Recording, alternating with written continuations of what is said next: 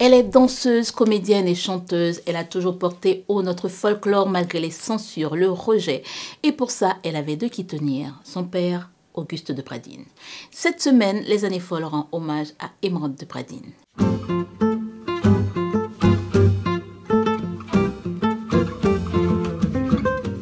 Mesdames, Messieurs, bonsoir et bienvenue à votre rendez-vous Les Années Folles, l'espace consacré aux artistes qui ont marqué leur temps. Pour cela, il nous faut voyager dans le temps. Nous allons donc partir et nous promener dans ce Port-au-Prince bouillonnant. Mais bien de choses se passaient aussi dans nos grandes villes sur le plan culturel. Bon, comme vous le savez, on a toujours tendance à penser que c'est mieux quand cela se passe dans une capitale. Et pour cause, c'est à Port-au-Prince que les bateaux accostent remplis de touristes, stars internationales y compris pour venir se ressourcer dans l'air frais, sain, festif de notre capitale. Une ville accueillante à l'époque, en contraste avec ce qu'elle est devenue aujourd'hui. Nous sommes donc dans les années 40, années florissantes culturellement en parlant d'Haïti, et c'est là que va évoluer cette jeune fille qui n'était pas seule, car cette même période, nous avons vu aussi notre vedette du chant, Lumane Casimir, Martha Jean-Claude, qui d'ailleurs chantait derrière les rideaux baissés lors des concerts d'Émeraude de Pradines. Bref, toutes ces femmes, Reine Soleil, comme surnommées dans le documentaire que Franz Voltaire leur a consacré, se côtoient, et donc Émeraude de Pradines sera l'une d'elles. Port-au-Prince reçoit des artistes de tout genre, cubains, américains, des alliances sont créées, Haïti est chanté par toutes ses voix, l'industrie touristique est en plein essor et l'art dans tous ses états. Pendant que des célébrités internationales viennent en Haïti pour collaborer avec des musiciens, danseurs, comédiens natifs, des Haïtiens célèbres représentent Haïti. La musique classique haïtienne voyage par le biais de grandes musiciennes comme Lina Maton-Blanchet, Micheline Lodon-Denis, des compositeurs comme Edgar Hubert, Justin Elie, Ludovic Lamotte. Pendant que tout ce beau monde évolue, une jeune femme d'à peine une vingtaine d'années rentre en scène et en résistance. Émeraude de Pradines naît le 24 septembre 1918. Elle est la fille du compositeur, guitariste et premier troubadour d'Haïti, Auguste de Pradines dit Candio. Dès son plus jeune âge, elle baigne dans la musique. Je crois qu'elle avait 3 ans. Son père semble influencer tous ses choix. Lui, il écrit de la poésie et elle, toute petite qu'elle était, récitait déjà des poèmes. Elle fera donc de la scène plus tard, tout en étant danseuse, mais comme la musique a une part importante aussi dans son environnement, Émeraude de Pradines ne choisira pas entre musique et danse et théâtre, elle sera danseuse, comédienne et chanteuse. Et c'est celle-ci qui est à l'honneur dans l'émission. Enfant, Émeraude de Pradines chantait avec son père. Elle va se former plus tard avec Lina Maton-Blanchet, pianiste et professeur de musique. Pour le chant aussi, elle aura un professeur. Avec ce bagage, elle commence à faire de la scène. Sur scène, elle joue bien sûr, danse et chante. Et pour parfaire toutes ses connaissances, elle part continuer ses études aux États-Unis après l'obtention d'une bourse. Nous sommes en 1947. Elle a une vingtaine d'années, non, 29 ans je crois. Cette artiste dans l'âme telle qu'elle se définissait était de ceux qui se sont donnés pour tâche de faire briller la culture dans le monde. Chanteuse, comédienne et danseuse, Émeraude de Pradines n'a pas eu de doute quant au style qui lui convenait quand elle devait chanter. Mais lors d'une représentation au Rex Théâtre, le public va lui faire sentir sa désapprobation de chanter le vaudou, que son choix n'était pas le bon, mais elle persistera.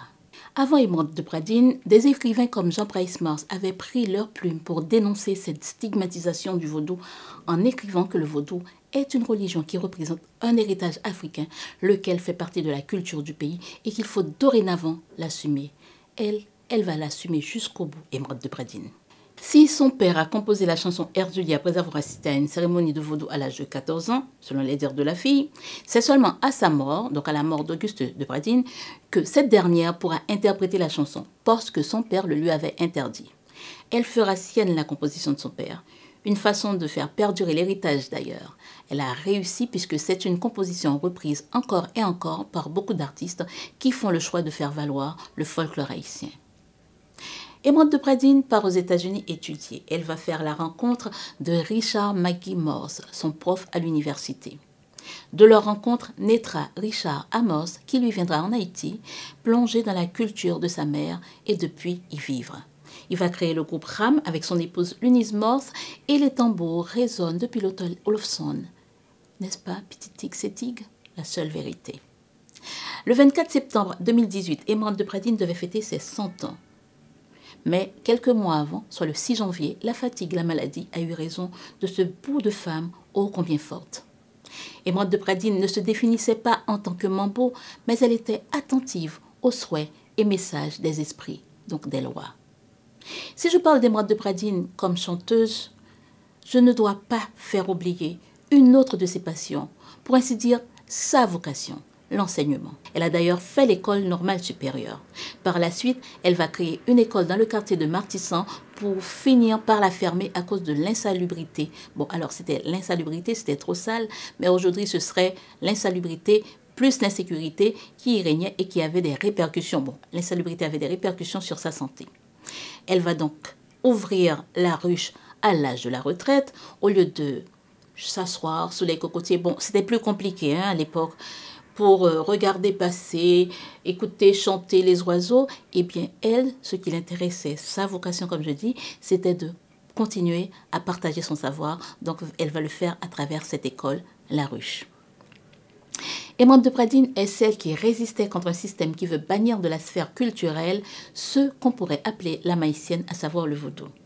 L'haïtien a appris dès son plus jeune âge que le vaudou est satanique, que ceux qui le pratiquent sont des sorciers, qu'ils sont méchants, qu'ils font du mal, que ce n'est pas propre, que c'est de la sauvagerie, que forcément qu'on n'est pas civilisé.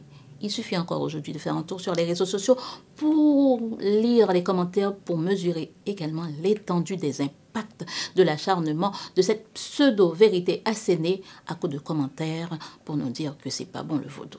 Pour rappel, un des exemples les plus parlants concernant le vaudou, c'est la campagne de l'Église catholique pour ramener les âmes soi-disant perdues dans le droit chemin. La campagne appelée Rejetée. Elle s'est déroulée entre 1939 et 1942.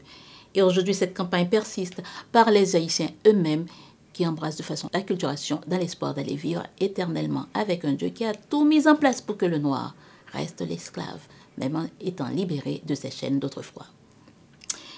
Bon, Emeraude de Pradines, pour revenir à elle, clairement, Emeraude de Pradines était directrice de la troupe nationale folklorique. Elle a fait plein d'autres choses aussi, Emeraude de Pradines.